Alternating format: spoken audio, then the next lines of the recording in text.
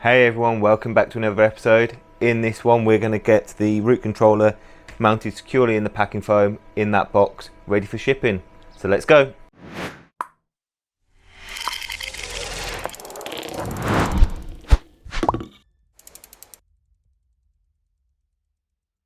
So hopefully you've seen my previous video on how I got this set up on this machine.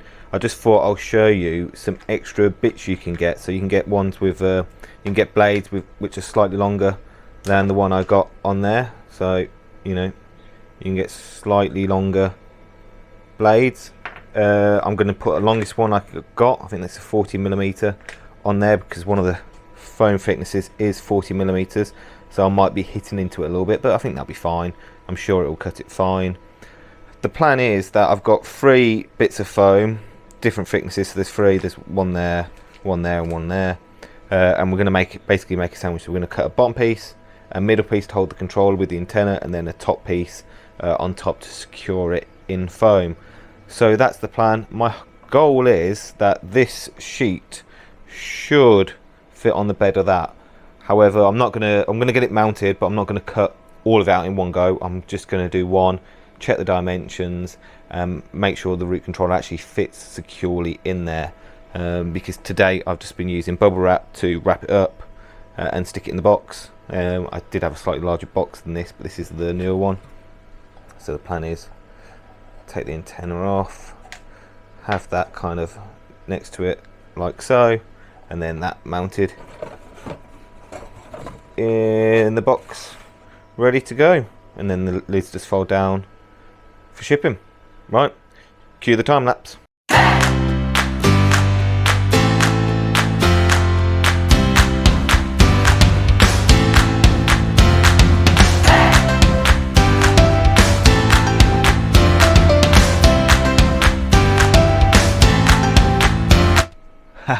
So that was an amazing first go at getting the foam inserts made for this packaging.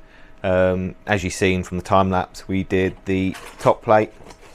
This will be the top one that welcomes the user to open it using the R as a finger pull. And then as you can see, with the root controller is firmly secure inside the packaging. It isn't going anywhere. So this is a huge success. I think what I'm going to do is modify this panel so the detail of the inside of the R isn't cut out because we don't really need it. And yeah, I think that's brilliant. For a first run, all I need to do is just scale this up so I can do the whole sheet in one go. And obviously the bottom piece, there is a bottom piece to go on here, but it's basically the same as this but without the logo in it. I'm not too worried about that because that should just be get the cutter and go straight lines, straight line, straight line, straight line, straight line, straight line, and then just vertical. So that should be the easiest one to do out of all of them. But I wanted to know that the root controller is going to be nice and snug in this, and there's a nice place for the antenna. So anyone getting a root controller going forward should have foam packaging done on the Root 4. How cool is that? I'm really happy with that. Just got to scale it up, make it easy so I can do it in batches. What I might do, I don't know how this will work, but I might just do a row at a time. I'm not too sure because I haven't got the confidence in running a whole sheet in one go. I might just do it in smaller chunks just so I only lose, if I do cock it up, there's only one row lost rather than a whole sheet. Or God forbid I snap this bit, I can get a usable chunk out of it. I don't know how many I'll get out of here, so probably 1, 2, 3, 4, 5, 6, and then 36 maybe, hopefully 50 because that's the next batch size. But all in all, great success. I'll go back on the computer, model up a full run, and then go from there.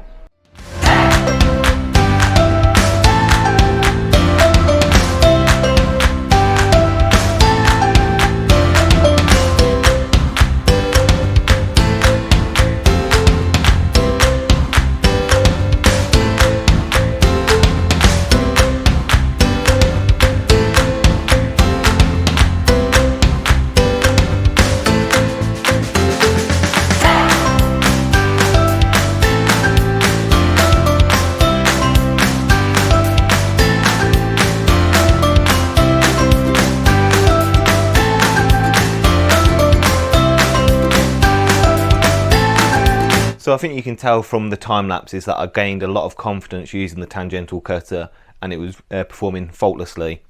I managed to go through and cut all 3 sheets in one go. Well, in one go, I did it in multiple batches. I built up confidence using the machine, doing a row at a time, doing then a couple more rows, and then I got to the point where I could do half a sheet in one go.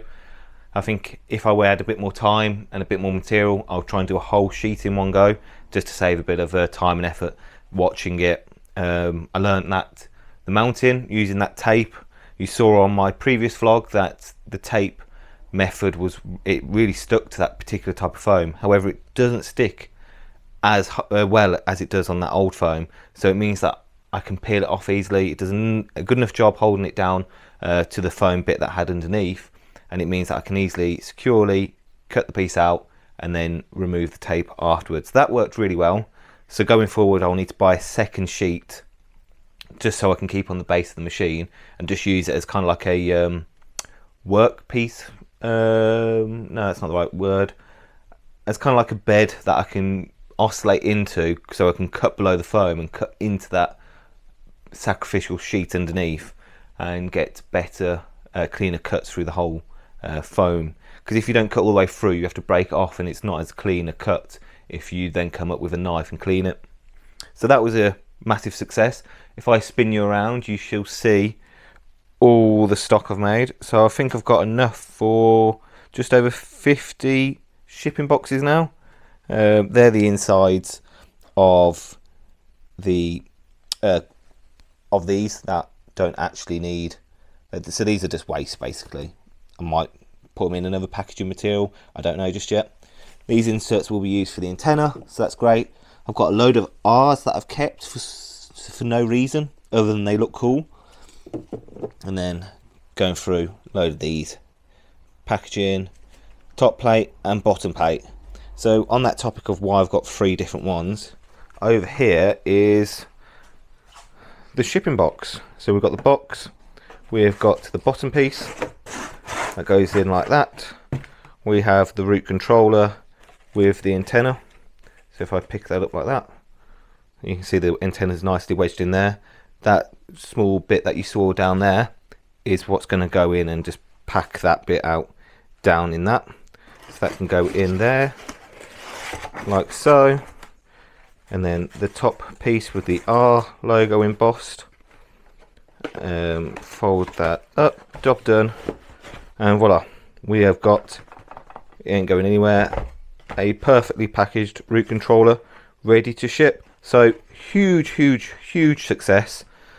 And I've got through them big sheets and got them all made out to roughly a quantity of 50, give or take.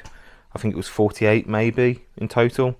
And then I've got some surplus stuff at the back that I don't know what I'm doing just yet. So things I learned. The tangential cutter brushless DC motor gets a little bit warm, so clearly I've got some current settings wrong on that, so I might need to turn that down.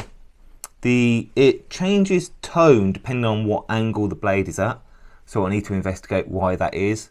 It clearly it's much happier when the blade is facing I think in this direction rather than this direction, so I don't know if that's just a misalignment or it just needs a bit of grease in there, not too sure. So we need to do a bit of digging around on that. Where it's mounted is quite a cantilever, so in certain oscillation frequencies it resonates and it goes a bit, it's only 3D printed, so it does slop around a little bit. It doesn't affect the cut quality, so that's a bonus, but it's noticeable. So a better rigid mount would go a long way. But other than that, huge success. I'm very happy that this kind of first attempt at a tangential cutter worked out so well I could do batched production of my foam inserts. So winner. What's next for this project? Well, seeing as I got all the foam done, it might come off quite quick. I did say it wasn't gonna stay on there too long, so it might come off quicker than you might have expected. The root controllers are actually due next week sometime, so these piles won't be around for much longer, which is great. I need to figure out what I'm going to do with them, but I am dead chuffed with that. Anyone who has received a root controller already will know that it wasn't elegant, it was wrapped up in bubble wrap with packing tape in this same box. They did have a slightly larger box as well, but we'll know that this is much better, and there's no fighting and doing tape. The box was bulging in certain areas, so it's a huge winner for me. Spin you around so you can see me. So yeah, huge success, and one that if I do this again, I think I will remove the R from the center packaging. Don't know just yet. It just took a lot of time, but maybe if I get more confidence where I can just set and forget, walk away from the machine, come back half an hour later and the whole pack's done. Brilliant. So I hope you like this episode and shown that, you know, with a 3D printer and a tangential cutter you can do custom foam. I have read your comments on the previous video, and I quite like the idea of doing the mix and match of colours and seeing what cool stuff you can produce. So I might try and get some different foam and see what effects we could do. Maybe inlay an R in that blue with a black background. Maybe, who knows? We'll see. So please like, comment, subscribe. If you want to see more of this content, please stay tuned. As you say, I've got the Root 4 Lite being upgraded controller wise.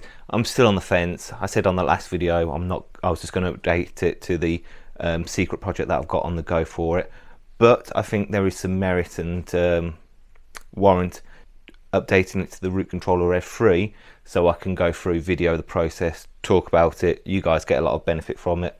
I've had some private messages that people going, oh, I didn't know you could do that, or I didn't know about this piece of software. So there's probably a lot of merit in just upgrading it to the Rev 3, doing a video talking about it. It might share some knowledge with you guys, and it might give you the confidence to go and build your own machine. So I might do that. Don't know yet. Clearly I'm on the fence. I keep swinging around. But as always, links in the description below on where you can download the files for this machine, and the tangential cutter will be on there shortly. And stay tuned for the next one. Catch you in a bit. Thanks. Bye.